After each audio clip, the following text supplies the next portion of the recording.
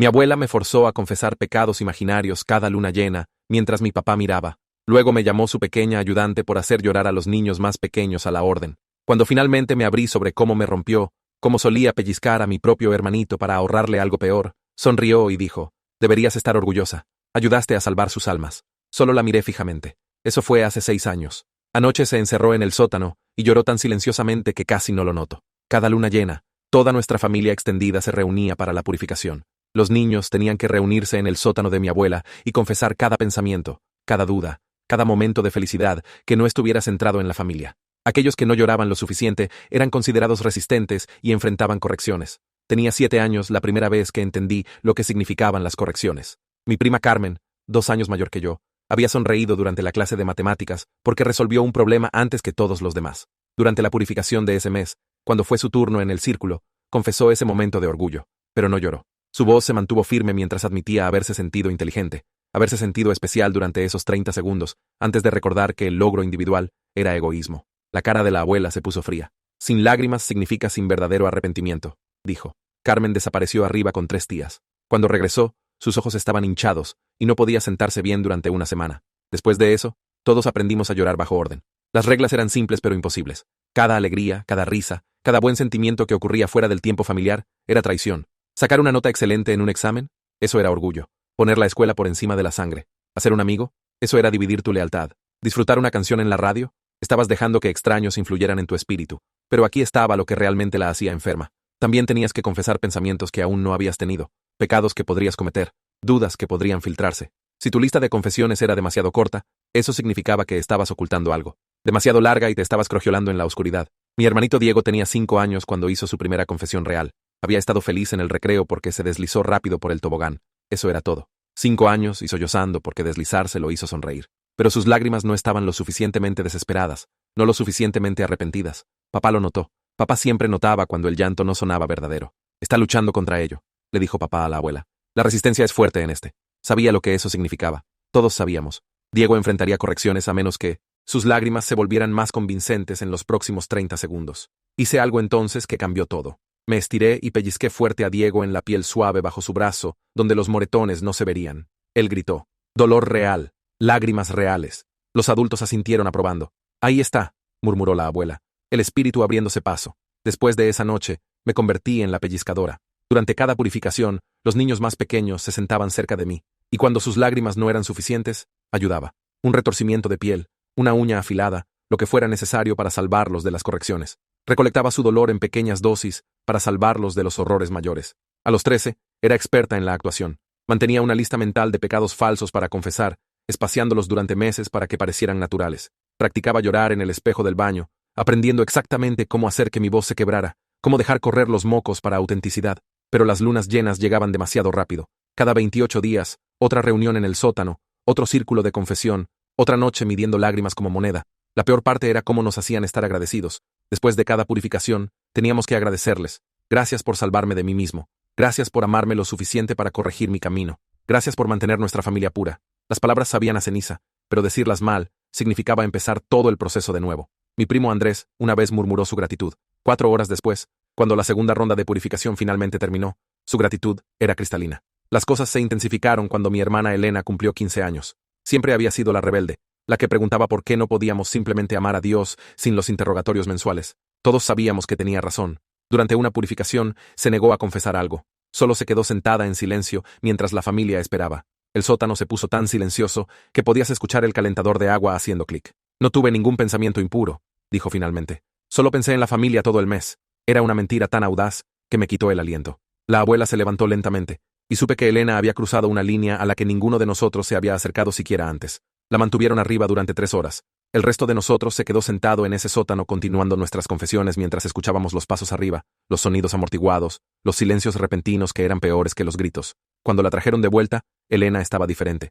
No quebrada exactamente, pero cuidadosa, medida. Confesaba hermosamente después de eso, lágrimas fluyendo en los momentos exactos. Pero la vi contando algo en sus dedos cuando pensaba que nadie estaba mirando. Días tal vez hasta cumplir 18. En octubre, antes de cumplir 16, algo salió mal con las luces del sótano durante la purificación. En la oscuridad, esperando que alguien arreglara el fusible, escuché a mi prima más pequeña susurrar: «Odio esto, los odio». En la negrura, donde nadie podía ver quién hablaba, Otras voces se unieron. Yo también. Pensé que era la única. ¿Cómo hacemos que pare? Entonces las luces brillaron de vuelta, y todos estábamos llorando otra vez, confesando otra vez, actuando nuestros papeles. Pero algo había cambiado en esos momentos oscuros. ¿Estábamos todos pensando lo mismo? Si queríamos escapar, teníamos que trabajar juntos. A la mañana siguiente, encontré a Elena en el garaje organizando cajas viejas con precisión mecánica. Me miró, luego a la puerta, luego continuó ordenando. Tomé una caja y empecé a ayudar. Ninguno de nosotros habló sobre la oscuridad, sobre los susurros, sobre el odio compartido que finalmente había sido expresado. Durante la siguiente semana, noté cosas, pequeñas cosas. Andrés empezó a sentarse junto a los niños más pequeños durante las cenas familiares, bloqueándolos casualmente de la línea directa de vista de la abuela cuando olvidaban rezar antes de comer. Carmen comenzó a crear distracciones durante las reuniones previas a la purificación, derramando bebidas o haciendo preguntas elaboradas sobre la historia familiar que daba tiempo a otros para componerse. Incluso Diego, ahora de solo 8 años, había empezado a avisar a los primos cuando los adultos se acercaban. Nos estábamos protegiendo unos a otros sin nunca discutirlo. Pero la protección no era suficiente. Todos lo sabíamos. El avance llegó 2 semanas después. Elena había sido asignada para ayudar a la abuela a preparar el sótano para la próxima purificación. La vi cargar sillas plegables hacia abajo, cada viaje tomando más tiempo del necesario. Cuando finalmente emergió, me arrastró a la despensa. Presionó algo en mi mano, una llave, la llave de la puerta del sótano. La miré fijamente, entendiendo inmediatamente. Durante las purificaciones, nos encerraban. Peligros de incendio, claro, pero la pureza familiar era lo primero. Elena había logrado hacer una copia de alguna manera. Esa noche, se la mostré a Andrés. La estudió como si pudiera desaparecer, luego me la devolvió. Ambos sabíamos lo que esto significaba, una ruta de escape, pero también evidencia. Si la encontraban, las correcciones estarían más allá de cualquier cosa que hubiéramos experimentado. Andrés empezó a mapear la casa durante las reuniones, memorizando qué tablas del piso crujían, qué puertas se atascaban, dónde se congregaban los adultos durante diferentes momentos. Carmen documentó patrones en su cuaderno escolar, disfrazados como tarea de historia. Cuando los adultos revisaban habitaciones, quién iba a dónde, cuánto duraban típicamente las correcciones. Me convertí en la coordinadora. Durante las comidas familiares, golpeaba secuencias en la mesa. 2 golpes significaban que alguien necesitaba ayuda con su actuación en la próxima purificación. 3 significaban que necesitábamos reunirnos. 4 significaban peligro, abortar cualquier cosa que estuvieras haciendo. Nuestra primera prueba real llegó durante la purificación de noviembre. Prima Raquel, de solo 6 años, no podía llorar. Su confesión sobre reírse de una caricatura salió plana, sin emoción. Los ojos de la abuela se estrecharon. Alcancé mi posición usual de pellizcar, pero Andrés fue más rápido. Accidentalmente derribó su vaso de agua, enviándolo rodando hacia Raquel. El estrépito la hizo saltar, luego genuinamente lloriquear por la sorpresa. No era mucho, pero fue suficiente para evitar corrección inmediata. Después de eso, desarrollamos todo un sistema. Agua derramada para sustos repentinos, puntos de presión en la mano que parecían apretones reconfortantes, pero en realidad causaban dolor agudo. Carmen perfeccionó una manera de pisar dedos que parecía completamente accidental, pero se estaban poniendo suspicaces. Papá empezó a observarme más de cerca, especialmente durante mis interacciones con los niños más pequeños. Tía Marta empezó a contar cuántas veces se derramaba agua. Tío Santiago empezó a revisar nuestros brazos por marcas. Primo Pedro, de 11 años y desesperado por complacer, había estado luchando con correcciones por meses. Sus confesiones nunca eran del todo correctas, sus lágrimas nunca del todo suficientes. Durante una sesión particularmente brutal donde había estado arriba por 2 horas, lo escuchamos sollozar palabras que me helaron la sangre. Se ayudan unos a otros, tienen señales, los he visto. El sótano se quedó silencioso. Incluso el calentador de agua parecía haber dejado de hacer clic. Los pasos de la abuela en las escaleras fueron lentos, deliberados. Nos examinó a todos, su cara ilegible. Luego sonrió. Eso era peor que la ira. Qué hermoso, dijo, que hayan encontrado maneras de apoyar la purificación mutua. Exploremos esto juntos. Anunciaron nuevos procedimientos. Registros antes de entrar al sótano. No se permitían objetos personales. Y peor de todo, las correcciones serían ahora inmediatas. No más viajes arriba. Todo pasaría frente a todos. La noche anterior, no pude dormir. La cama de Elena estaba vacía, aunque su ventana permanecía cerrada. La encontré en el garaje otra vez, pero esta vez no estaba organizando. Estaba decidiendo qué llevar. La ayudé a empacar 2 cambios de ropa, el dinero que había ahorrado de tarjetas de cumpleaños, una foto de todos nosotros los primos del verano pasado, antes de la traición de Pedro, antes de la confesión de la oscuridad, antes de que todo saliera mal. Me abrazó al amanecer, susurró números de autobús en mi oído, me hizo prometerle proteger a los otros. Luego caminó a la escuela como cualquier otro día y nunca volvió a casa. Pedro realmente tiró a todos bajo el autobús como si estuviera compitiendo por empleado del mes en Traición S.A. Niño de 11 años que ya había dominado el arte de salvar su propio pellejo, vendiendo al grupo de apoyo de primos que habían construido para sobrevivir al festival mensual de llanto de la abuela en el sótano. La familia explotó, llamaron a la policía, organizaron grupos de búsqueda, pero Elena había sido inteligente. Había dejado una nota alegando que había conocido a alguien en línea, que estaba enamorada, que estaba segura pero nunca regresaría, lo suficientemente rebelde para ser creída, lo suficientemente vaga para prevenir rastreo. Nos hicieron confesar a todos sobre Elena durante la purificación de febrero. ¿Qué sabíamos? Cuando lo supimos, ¿Por qué no la detuvimos? Por una vez, no tuve que actuar. Las lágrimas eran reales. La culpa era real. El miedo de haber perdido a nuestra aliada más fuerte era real. Pero en la oscuridad de esa confesión, algo más también era real. Elena había escapado. Era posible. La puerta que había abierto al irse no podía cerrarse. Uno por uno, mis primos empezaron a entender. Los ojos de Andrés contenían nuevo cálculo. El cuaderno de Carmen ganó nuevas páginas. Incluso Diego dejó de llorar por las noches como si estuviera ahorrando sus lágrimas para algo más importante. Habíamos perdido a nuestra protectora, nuestra líder, nuestra voz más valiente. Pero Elena nos había dejado algo mejor que señales, o sistemas, o llaves robadas. Nos había dejado prueba de que las puertas del sótano no eran las únicas que podían desbloquearse. Las lunas llenas siguieron llegando. Las purificaciones continuaron. Las correcciones se volvieron más duras mientras la familia trataba de prevenir otra Elena. Pero en la oscuridad, cuando las luces se apagaban, cuando el calentador de agua hacía clic en su ritmo, ya no susurrábamos nuestro odio. Susurrábamos horarios de autobús. La purificación de marzo llegó con lluvia primaveral golpeando contra las ventanas del sótano.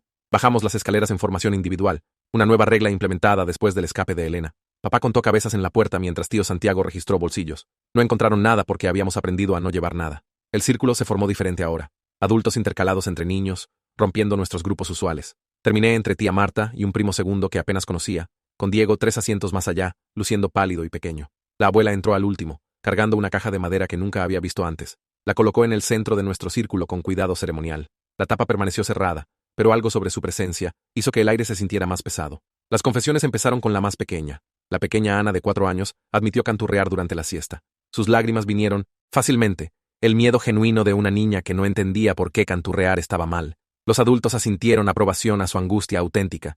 Cuando llegó el turno de Diego, no pude alcanzarlo para ayudar. Confesó dibujar figuras durante el tiempo libre en la escuela, su voz vacilante. Sus lágrimas empezaron fuertes, pero comenzaron a vacilar mientras describía el dinosaurio que había dibujado. Vi la mandíbula de papá tensarse. Carmen trató de crear una distracción moviéndose en su asiento, pero la mano de tía Marta se cerró sobre su hombro. Una advertencia. Todos estábamos siendo observados demasiado de cerca. Las lágrimas de Diego se secaron completamente. Se quedó sentado ahí, boca abierta, incapaz de conjurar más. El silencio se alargó hasta que la abuela se levantó y caminó hacia la caja de madera. Adentro había correas de cuero, viejas desgastadas suaves por el uso. Seleccionó una y se la entregó a papá. La corrección pasó justo ahí en el círculo. Diego se mordió el labio hasta sangrarlo, tratando de no gritar, y el sonido del cuero en la piel hizo eco en las paredes de concreto. Cuando terminó, apenas pudo susurrar su gratitud a través de dientes sangrientos. Después de esa purificación, todo se aceleró. Andrés me encontró durante un descanso de baño en la escuela y me mostró nuevos moretones, no de correcciones, sino de las revisiones aleatorias de su padre por señales de resistencia. El cuaderno de Carmen había sido descubierto y quemado. Había estado encerrada en su cuarto por 3 días con solo agua y pan. Pero nos adaptamos. Siempre nos adaptamos. Empecé a dejar notas en libros de la biblioteca. Nada rastreable, solo horarios y ubicaciones escritas en pedazos de papel metidos entre páginas. Andrés las encontraría durante sus periodos de estudio. Carmen creó un nuevo sistema de documentación usando los libros para colorear de su hermanita, escondiendo información en los garabatos de crayón. La purificación de abril introdujo asientos asignados. Habían mapeado dónde se sentaría cada niño basándose en sus niveles de resistencia. Fui colocada directamente frente a la abuela en su línea de vista durante toda la sesión. Diego se sentó entre papá y tío Santiago. Andrés terminó cerca de la puerta, pero con tía Marta bloqueando cualquier salida. Esa noche, prima Raquel se quebró completamente. Su confesión sobre disfrutar una mariposa en el jardín se convirtió en sollozos histéricos que no paraban. Colapso real, no actuación. Se arañó los propios brazos, dejando rasguños sangrientos, gritando sobre estar sucia, estar mal, estar envenenada por la belleza externa. La cargaron arriba, aún gritando. No volvió a bajar. Supimos después que Raquel había sido enviada a vivir con la tía abuela Ruth, quien manejaba una casa aún más estricta 2 estados más lejos, un lugar donde las purificaciones pasaban semanalmente y las correcciones eran una ocurrencia diaria. Los padres de Raquel lo llamaron una oportunidad para purificación intensiva. Nosotros lo llamamos lo que era, exilio para aquellos que se quebraban mal. El miedo se extendió por nuestro grupo como infección. Si el colapso completo significaba exilio a algún lugar peor, teníamos que mantener el equilibrio perfecto. Suficientes lágrimas para evitar corrección, no tantas que pareciéramos inestables. Encontré a Andrés en el estacionamiento de la escuela, sentado en el carro de su hermano mayor durante el almuerzo. Su hermano se había graduado y escapado a la universidad, nunca volviendo ni siquiera para vacaciones.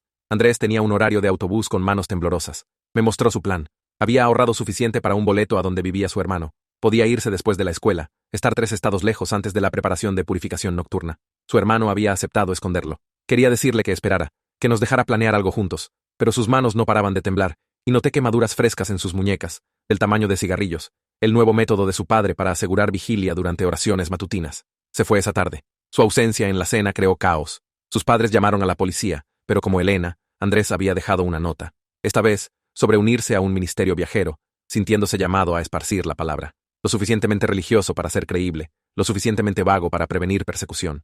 2 escapes hicieron a los adultos paranoicos. Instituyeron sistemas de compañeros donde primos mayores eran responsables de los menores. Cualquier ausencia, cualquier desviación, resultaría en ambos compañeros enfrentando corrección. Me emparejaron con Pedro, quien había traicionado nuestro sistema de señales. Pedro, quien me miraba ahora con ojos desesperados, sabiendo que lo odiaba, sabiendo que me necesitaba de todas maneras.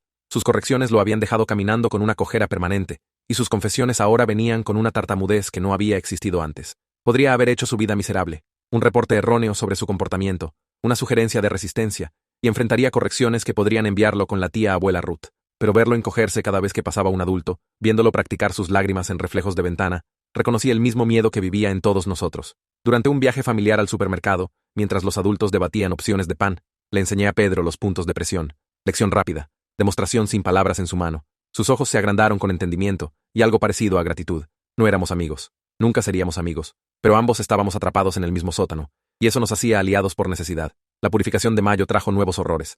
La abuela anunció que las confesiones ya no eran suficientes. Qué fuerza increíble muestra Elena al hacer una decisión tan difícil por su libertad. La forma en que planeó todo tan cuidadosamente, incluso dejando esa nota para proteger a sus primos, muestra cuánto se preocupa realmente por ellos, a pesar de tener que partir. Ahora, también confesaríamos unos por otros, reportaríamos los pecados que habíamos presenciado en nuestros hermanos, nuestros primos, nuestros compañeros. El círculo estalló en acusaciones. Viejos rencores emergieron como armas. Primo Miguel reportó ver a Carmen sonreír a un empleado de tienda. Carmen se vengó revelando que Miguel había estado escondiendo dulces en su cuarto. Los niños más pequeños, confundidos y asustados, inventaron pecados que pensaron haber visto, tratando de complacer a los adultos. Reporté que Pedro había sido ejemplar en su devoción. Ningún pecado presenciado. Él devolvió el favor, elogiando mi vigilancia constante contra la tentación. Los ojos de la abuela se estrecharon ante nuestra protección mutua, pero no podía castigarnos por falta de acusaciones. Otros no tuvieron tanta suerte. Las correcciones duraron hasta el amanecer, y 2 primos más fueron enviados con la tía abuela Ruth. El sótano se sentía más vacío cada mes. El verano llegó con sus propios desafíos. Sin escuela significaba supervisión constante. Proyectos de trabajo familiar nos mantenían ocupados desde el amanecer hasta el atardecer, siempre bajo ojos vigilantes. El sistema de compañeros se extendió a arreglos para dormir. Pedro y yo compartimos una habitación, haciendo turnos, manteniéndonos despiertos para asegurar que ninguno tratara de irse durante la noche. Pero Carmen encontró una forma de comunicarse.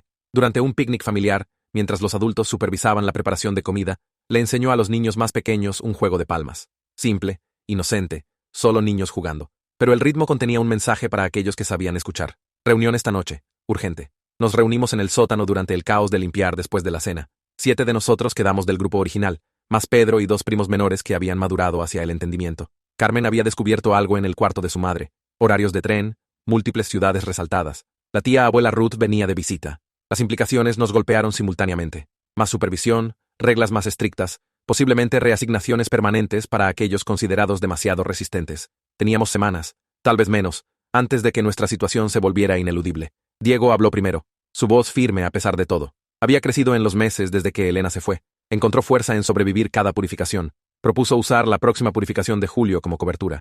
Los adultos estarían enfocados en el ritual. Guardias ligeramente bajos. Si lo cronometrábamos bien, podríamos usar la llave del sótano, durante el círculo de confesión. Pero Pedro negó con la cabeza, revelando lo que habíamos sospechado. Habían cambiado las cerraduras después del escape de Elena. ¿Cómo descifró Carmen ese código del juego de palmas? El ritmo llevando mensajes secretos mientras parecía juego inocente, ¿es tan inteligente? Me pregunto si practicó diferentes patrones hasta encontrar uno que funcionara perfectamente para esconder palabras dentro de los golpes. La llave era inútil. Carmen había estado esperando esto. Sacó el libro para colorear de su hermana mostrando páginas de garabatos que mapeaban horarios de mantenimiento. El sótano tenía una salida de puerta de tormenta, usualmente cerrada desde afuera, pero durante purificaciones con todos los adultos adentro, permanecía accesible. Solo teníamos que alcanzarla. El plan se formó lentamente. Crear disturbio durante confesiones. Usar el caos para dispersarse. Aquellos que llegaran a la puerta de tormenta correrían. Aquellos que no alegarían confusión, miedo, tratando de escapar de lo que hubiera causado el disturbio. Asignamos roles basados en posición en el círculo. Yo iniciaría, estando más cerca de la abuela, y más probable de crear caos máximo. Carmen pastorearían a los niños más pequeños. Diego bloquearía la persecución. Pedro se ofreció voluntario para quedarse atrás, ser el que diera la alarma, el que tratara de detenernos. Su traición sería creída porque lo había hecho antes. Podría ganarle suficiente confianza para evitar correcciones, tal vez incluso proteger a aquellos que no lograran salir. Quería rechazar su sacrificio, pero la lógica era sólida. Alguien tenía que quedarse, y la historia de Pedro lo hacía el candidato perfecto. Junio pasó en preparación. Practicamos durante actividades familiares, probando qué tan rápido podíamos movernos, cuánto ruido podíamos hacer.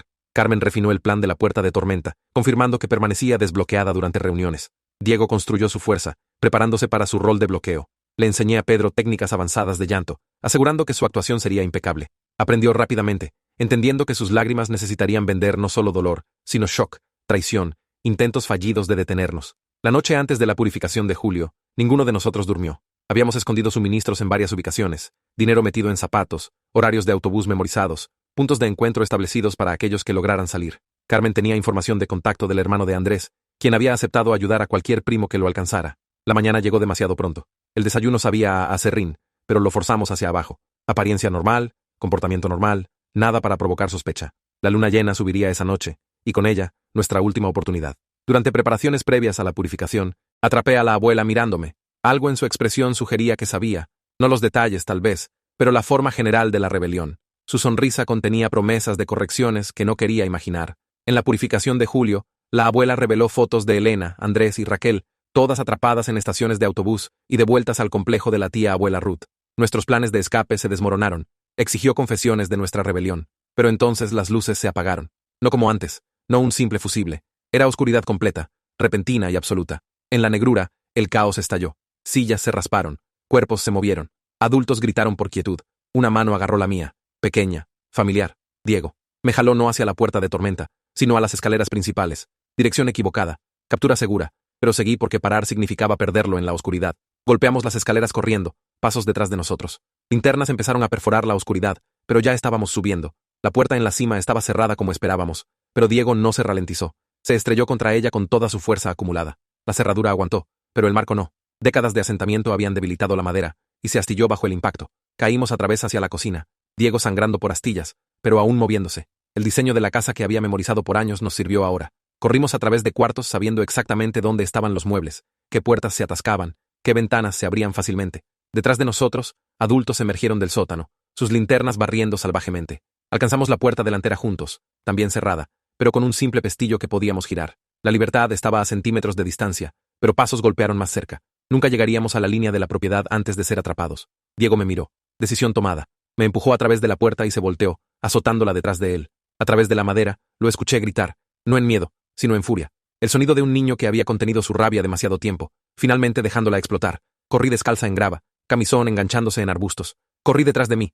La casa estalló en gritos, pero nadie persiguió. Tenían a Diego que manejar, y un niño escapado era manejable. Sabían dónde iría, qué autobuses tomaría. Me recogerían como a los otros, pero no me dirigía a la estación de autobús. El plan de Elena había fallado porque era demasiado obvio. La ruta de escape de Andrés llevaba exactamente donde los padres esperaban. En cambio, corría al único lugar donde nunca pensarían buscar. La casa de la señora García estaba 3 calles más allá, hogar de mi ex maestra de piano. Había parado las lecciones hace 2 años cuando la abuela declaró la instrucción externa una corrupción. Pero la señora García me había pasado una nota durante un encuentro casual en el supermercado. Si alguna vez necesitas ayuda, decía, en cualquier momento, día o noche. Pensé que era sobre música. Ahora, parada en su puerta a medianoche, sangrando por espinas y temblando de adrenalina, esperaba que fuera sobre más. Respondió al tercer toque.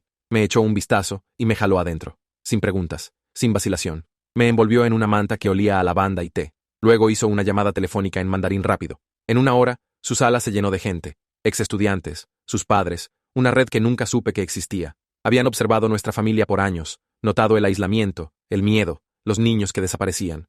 Habían estado esperando a que uno de nosotros pidiera ayuda. Los planes se formaron rápidamente. No autobuses o escapes obvios, sino una extracción sutil. Me quedaría con la señora García por 3 días. Luego me mudaría a otra casa, luego otra. Un ferrocarril subterráneo de maestros de piano y vecinos preocupados, invisible para aquellos que solo veían amenazas en sistemas oficiales. Tenían abogados que sabían sobre extremismo religioso, doctores que documentaban heridas viejas sin hacer preguntas. La red secreta de maestros de piano de la señora García resulta estar mejor planeada que cualquier película de espías. ¿Quién sabía que practicar palillos chinos era en realidad código para rescatar niños de familias locas? Maestros que habían mantenido registros de cada señal preocupante. Una comunidad que se había preparado para ayudar si solo hubiéramos sabido preguntar. Pero primero, dijeron que teníamos que sacar a los otros. La purificación estaría terminando pronto. Correcciones completadas. La familia estaría en alerta máxima, pero también agotada, vulnerable. Si nos movíamos rápido, podríamos extraer más primos antes de la mañana. Pensé en Diego, quien se había sacrificado por mi escape, en Carmen con su documentación cuidadosa, en Pedro que había elegido lealtad a los niños sobre aprobación de adultos. Incluso los pequeños, que no entendían completamente, pero sabían suficiente para tener miedo. Los maestros de piano, Hicieron más llamadas. Carros se ensamblaron silenciosamente en calles cercanas. No un asalto dramático, sino una operación cuidadosa. Sabían qué primos iban a qué escuelas. Tenían contacto con parientes comprensivos que habían sido excluidos de la familia por cuestionar las purificaciones. Mientras el amanecer se acercaba, supe que mi escape había desencadenado algo más grande. La rabia explosiva de Diego había asustado a los adultos suficiente para pausar correcciones. Algunos primos habían sido enviados a sus cuartos en lugar de enfrentar castigo inmediato. Ventanas de oportunidad, diminutas pero reales. Una por una, llegaron mensajes. Carmen extraída durante un descanso de baño, su madre demasiado enfocada en Diego para notarlo. 2 primos menores recogidos de su habitación por una tía que había sido prohibida años atrás. Pedro caminando por la puerta principal mientras adultos discutían sobre estrategias de contención. Nadie pensando en vigilar al niño más leal.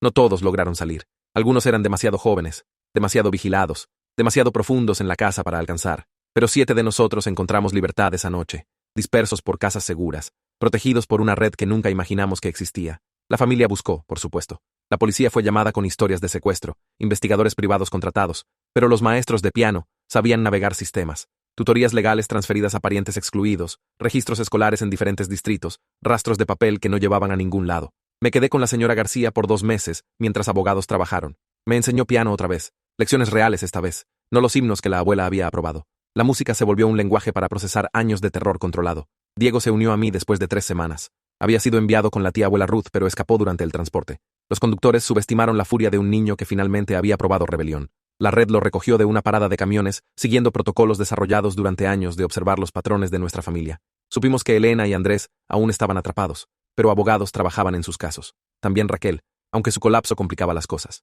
El sistema legal se movía lentamente, pero se movía, y los maestros de piano eran pacientes. 6 meses después, me senté en un salón real por primera vez en años. No la escuela en casa controlada de la familia, sino una preparatoria pública llena de caos y opciones. Las luces fluorescentes me recordaron al sótano, y me encogí ante sonidos inesperados. Pero estaba aprendiendo a existir en espacios donde llorar no era moneda, y la alegría no requería confesión. Carmen empezó a documentar otra vez, pero diferente ahora.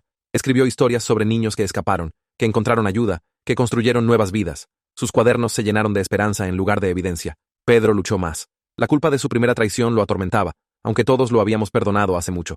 Empezó terapia con alguien que entendía trauma religioso, lentamente desempacando años de ser enseñado que amor significaba control. La luna llena aún nos afectaba. Nos reuníamos en la casa de la señora García, no para confesión, sino para conexión. A veces hablábamos sobre el sótano, a veces solo nos sentábamos juntos, recordando que la oscuridad podía ser segura cuando se llenaba de familia elegida. Los maestros de piano expandieron su red.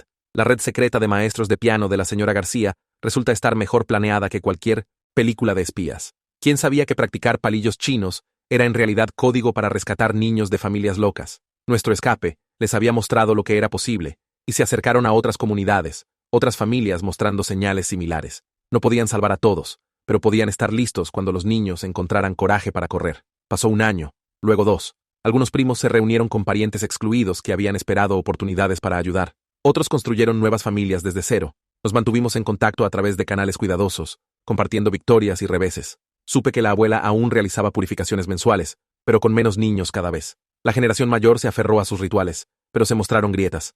Algunos adultos cuestionaron las sillas vacías. Otros notaron cuántos parientes habían sido excluidos a través de los años. Tío Santiago se fue primero entre los adultos, llevando su familia a otro estado. Envió una carta a la señora García meses después, disculpándose por su papel, agradeciéndole por salvar a sus sobrinos y sobrinas. La red lo agregó a sus archivos. Un adulto que había elegido diferente eventualmente. El sótano aún perseguía mis sueños. A veces despertaba creyendo que llegaba tarde a la purificación, que mi lista de confesiones era demasiado corta. Pero entonces escuchaba a la señora García practicando piano abajo, y recordaba que vivía en otro lugar ahora, donde las lágrimas eran para emoción genuina, no actuación.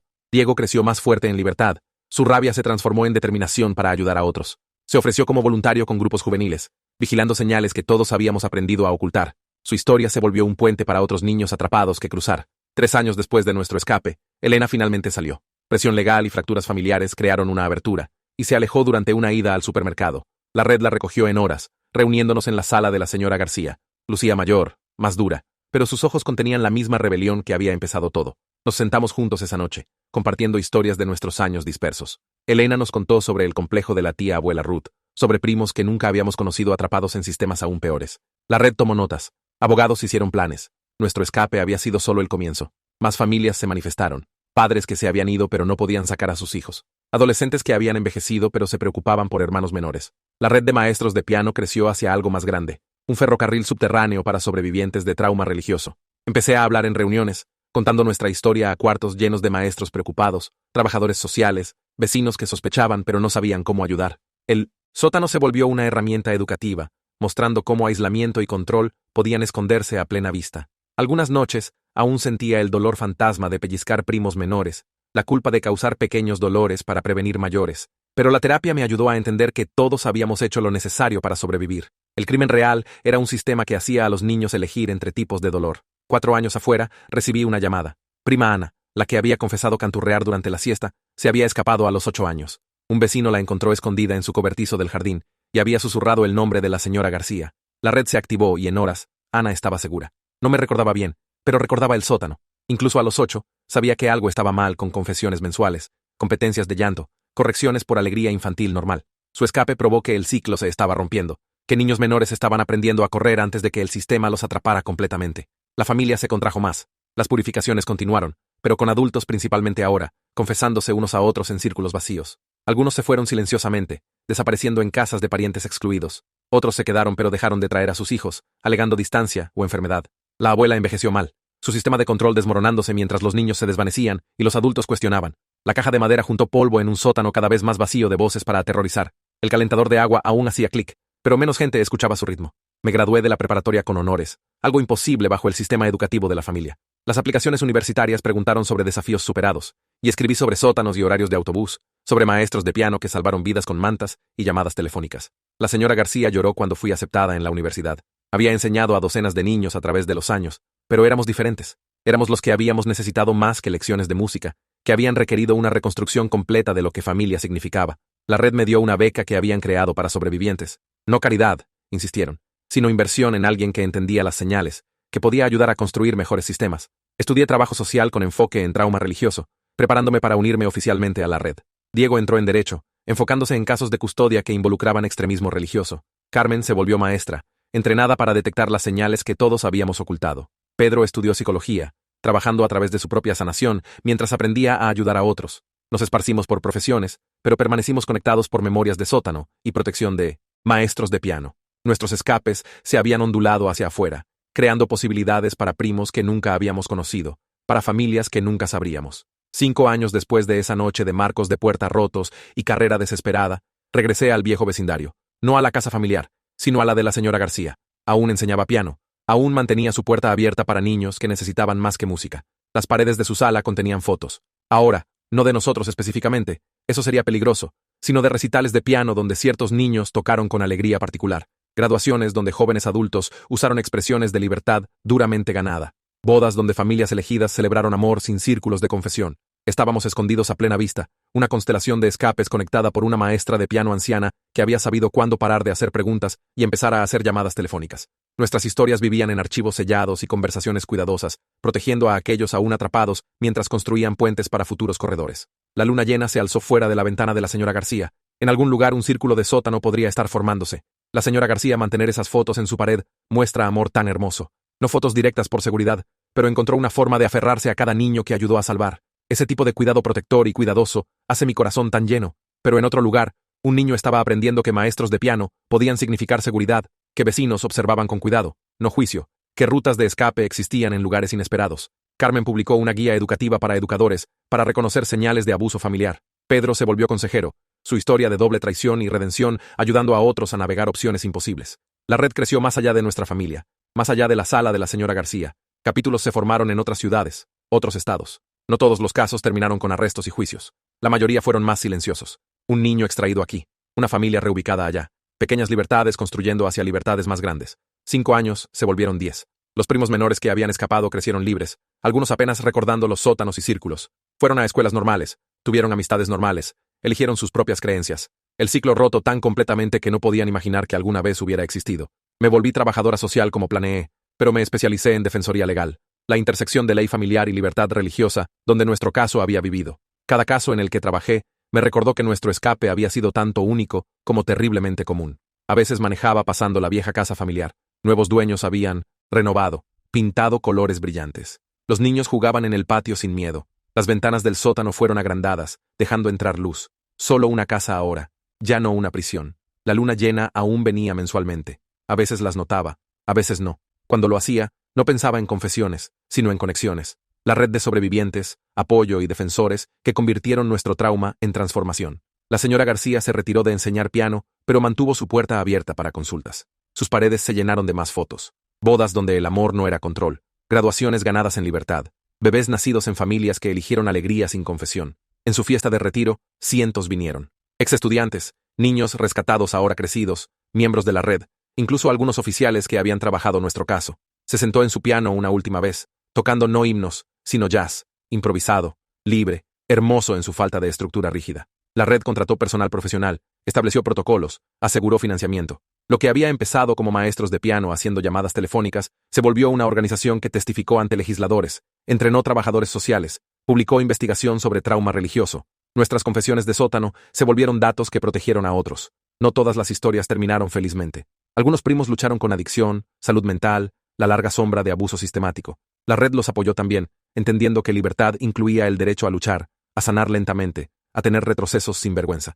Pero la mayoría encontraron sus caminos. Carreras, relaciones, familias elegidas, fe real para aquellos que la querían, vidas que habrían sido imposibles bajo el viejo sistema. Cada éxito, una refutación de todo lo que los sótanos habían representado. La última reunión familiar a la que asistí fue la graduación de preparatoria de Ana. La niña pequeña que había sido castigada por canturrear se presentó como salutatoriana, hablando sobre el poder de la educación para transformar vidas. Su discurso nunca mencionó nuestra familia directamente, pero sobrevivientes en la audiencia entendieron cada palabra. Después, nos reunimos, no en un sótano, sino en un parque, no en círculo, sino en grupos naturales, no para confesión, sino para celebración. Diego trajo a su pareja. Carmen presentó a su hija adoptiva. Pedro vino con su hermana, ambos trabajando en profesiones de ayuda. Ahora, incluso algunos padres asistieron.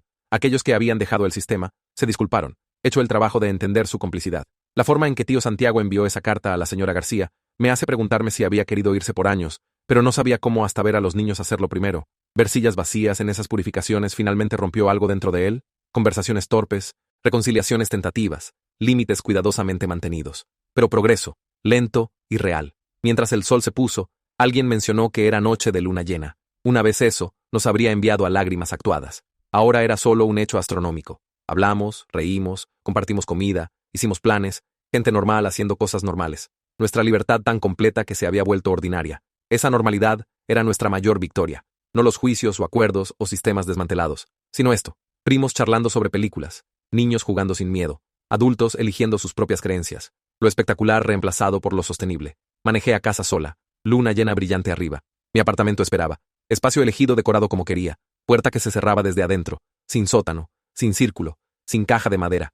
Solo cuartos donde las lágrimas, cuando venían, eran reales. La purificación había terminado. Habíamos ganado. Gracias por estar aquí y dejarme ser parte de este viaje contigo. En serio, tu fuerza y confianza significan el mundo para mí. Si llegaste hasta el final, deja un comentario. Me encanta leer todos sus comentarios. Muy bien, eso es todo por esta. Gracias por quedarse mientras lancé mis pequeñas bromas en el camino. Siempre es genial compartir estas contigo. Dale like al video, ayuda más de lo que piensas.